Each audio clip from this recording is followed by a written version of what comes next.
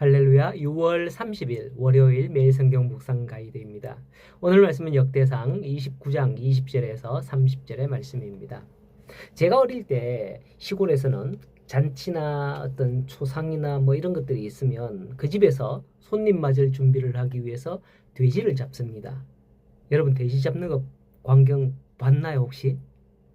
어른들이 돼지를 꽁꽁 묶어서 제압을 하고 목을 칼로 따는데 그때 들리는 그 소리가 바로 돼지 멱 따는 소리입니다. 돼지 목 따는 소리라고 안 하고 이상하게 돼지 멱 따는 소리라고 하대요.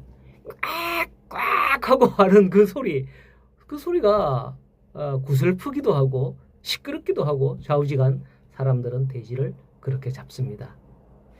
과거에는 또 추석이나 설 전에도 동네에서는 돼지나 소를 그렇게 잡아서 동네 사람들이 고기를 사가가요. 저도 엄마 아버지 엄마 아버지의 심부름으로 어디 가서 고기 좀 사와라 이렇게 해서 몇 번 사온 기억이 나요. 그때는 뭐 요즘처럼 도축장이나 식육점이 그리 많지 않은 촌동네이기 때문에 동네 청년에서 소나 돼지를 잡아서 팔아가지고 어떤 사업 재정을 마련하기도 하고 뭐 이렇게 했던 걸로 알고 있습니다. 자, 오늘 말씀해 보니 다윗은 지도자들과 백성들이 자신을 따라서 성전 건축을 위해 동참한 것에 대해서 굉장히 기뻤어요. 그래서 20절에 다윗이 온 회중에게 이르되 너희는 너희 하나님 여호와를 송축하라 하며 회중이 그들의 조상들의 하나님 여호와를 송축하고 머리를 숙여 여호와와 왕에게 절을 했으며 다음 날에는 송아지 1000마리 그리고 수양 1000마리 그리고 어린 양 1000마리를 잡아서 번제를 드리고 모두가 크게 기뻐하며 여호와 앞에서 먹고 마셨다 이렇게 말씀을 하고 있습니다. 앞에서 말씀을 드렸듯이 돼지 한 마리 멱다는 소리도 대단한데 1000마리씩 막 이렇게 잡는다는 게 보통 일이 아니겠구나 하는 그런 생각을 해봅니다. 이렇게 많은 짐승을 잡아서 번제를 드리며 그들이 잔치를 하는 것은 바로 22절에 또한 솔로몬을 왕으로 기름 부은 날이기 때문이에요. 그래서 이제 왕을 세우는 날이기 때문에 또한 이런 잔치를 하는 걸 볼 수가 있는 거죠.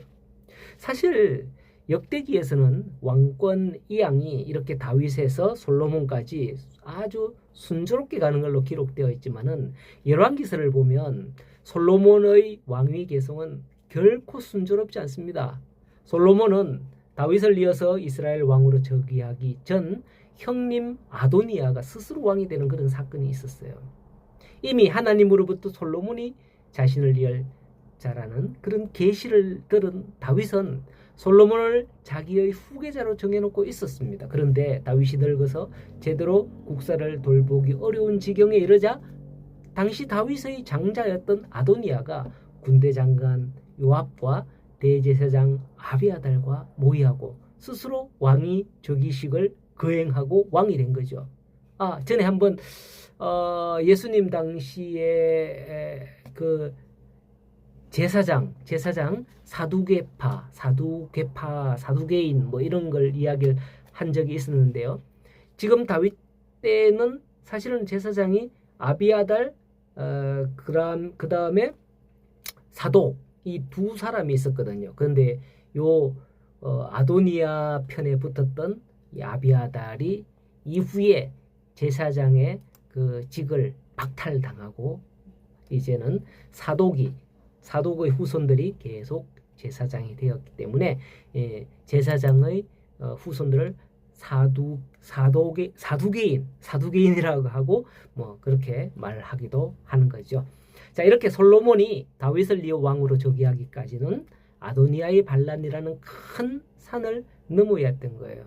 그럼에도 불구하고 역대기 저자는 솔로몬의 공식적인 즉위가 이루어지기까지의 모든 과정을 생략하고 단지 솔로몬의 공식적인 즉위 사실만을 언급을 함으로써 그의 즉위가 무난하게 왕권 이양이 이루어진 것처럼 나타내고 있는데 이는 다윗 왕조의 영광스럽고 긍정적인 면을 부각시키려는 그런 의도가 역대기에는 있기 때문이죠. 역대기 저자가 하나님의 언약과 주권적인 면을 이렇게 강조하는 것은 이스라엘 백성으로 하여금 그들의 본질과 사명이 어디 있는지 깨닫기를 종용하는 소리 없는 외침이라고 볼 수 있습니다.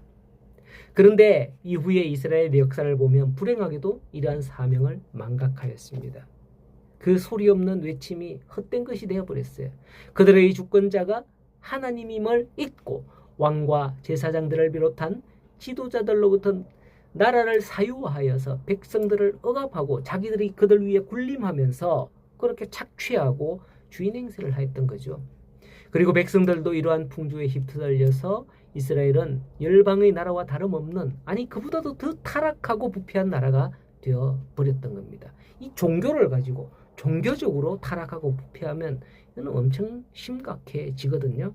그 결과 하나님의 진노로 말미암아 이방의 침략을 받아서 무참히 짓밟히고 무너지게 되어버린 거죠. 그렇다면 오늘날의 우리는 어떨까요? 성경은 분명 교회는 그리스도의 몸이요, 심지어 우리 성도 한 사람 한 사람은 성령의 전이다, 우리가 성전이다, 이렇게 말씀을 하고 있습니다. 그런데 정말 놀라운 것은 오늘날 교회와 성도들이 그 옛날의 이스라엘처럼 하나님의 주인 되심을 망각하고 있다는 사실, 자신이 주인 행세를 하고 있다는 사실이에요. 그것도 교회에서 말이죠. 교회를 사유하는 목회자들도 참 많습니다. 자신의 정치적인 야망을 위해서 교회와 조직을 동원하는 그런 목회자들이 있어요. 말 안 해도 잘 알 거예요, 여러분. 성도 여러분, 우리는 이러한 모습들을 보면서 실로 오늘 우리가 염려하고 두려워해야 할 일은 외적인 교회의 성장 정체가 아니라, 성장을 못하고 있다 이게 아니라 내부에서 일어나는 이러한 영적인 타락임을 분명히 깨달아야겠습니다. 그래서 다시금 말씀으로 돌아가서 우리의 주인은 오직 하나님뿐임을 알고서 그 앞에 엎드리는 자가 되어야 하겠습니다. 그러면 백성들이 여호와와 왕에게 엎드렸다, 절했다 이렇게 20절에 말씀하잖아요. 자동으로 되는 거죠. 그렇게 아무리 자기가 자기를 높여와야 다른 사람, 성도들, 또 안 믿는 자들은 교회를 높이지 않습니다. 교회가 높임을 받는 것은 바로, 교회가 인정을 받고 이웃들로부터 칭찬을 받는 것은 바로 교회가 하나님의 영광을 드러내고 교회의 주인이 하나님이시다라는 것을 알고 교회를 이끌어갈 때 그렇게 될 수 있을 것입니다. 이제 누구를 위해서 잔치를 해야 되겠습니까? 우리의 왕으로 세우신 예수 그리스도를 위해서 잔치할 수 있기를 바랍니다. 오늘부터 예수님이 왕이다. 오늘 잔치하면 돼요. 주님이 내 마음에 왕의 보좌에 앉으신 것을 기뻐하면서 나아갈 수 있기를 바랍니다. 오늘도 그런 하루의 삶이 되어서 주님의 분부를 따를 때에 모든 일들이 다 왕이 평정해 주시기를 간절히 소원하고 축복합니다.